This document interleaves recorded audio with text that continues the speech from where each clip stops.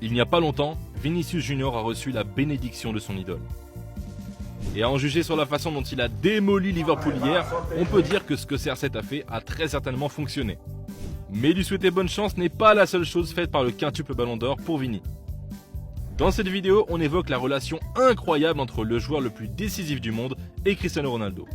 Hier soir, Vinicius Junior était en mission.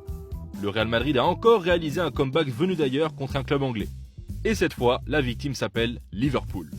Après ça, beaucoup se sont souvenus des grands moments de Cristiano Ronaldo en Ligue des Champions. Carlo Ancelotti, qui cache aussi bien ses émotions que la NASA ne cache l'existence des extraterrestres, n'a pas pu s'empêcher de faire l'éloge de Vini. Actuellement, je pense que c'est le joueur le plus décisif du monde. Tout ce qu'il fait est un dribble loin d'un défenseur, une passe ou un but, et il le fait pendant 90 minutes. Il ne s'arrête jamais. Carlo aime Vini, mais c'est aussi le cas de tous les Ancelotti. Mis nietos, me tengo 4, tienen toda la camiseta de Vinicius y no quieren otra. Vinicius Junior a d'abord ravivé la flamme du Real quand son équipe était menée 2-0. D'abord avec un but incroyable, puis il a égalisé à la suite d'une erreur largement évitable de son compatriote Alisson Becker.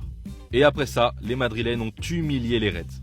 Vini n'a pas hésité à célébrer son deuxième but du match en rendant hommage à son idole, Cristiano Ronaldo. Alors, c'est ouvert à interprétation. Mais le « je peux faire ça même quand je dors » n'a pas vraiment plu aux spectateurs présents à Anfield. Parce que c'était très certainement un clin d'œil à l'ancienne star de Manchester United. Mais quel est le lien dans tout ça? Cristiano Ronaldo est peut-être loin de ses plus belles années. Ça n'empêche qu'il est encore admiré par beaucoup de grands joueurs.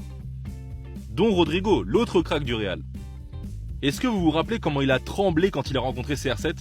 Pour en revenir au CR7 2.0, on peut dire que sa relation avec le Portugais est un peu différente de celle de tous les joueurs qui admirent Ronaldo. Comme beaucoup d'autres jeunes superstars, Vinicius a grandi avec les posters de CR7 sur ses murs, et il n'hésite jamais à parler de son respect pour Ronaldo. Il commente même ses posts Instagram pour dire que c'est le numéro uno.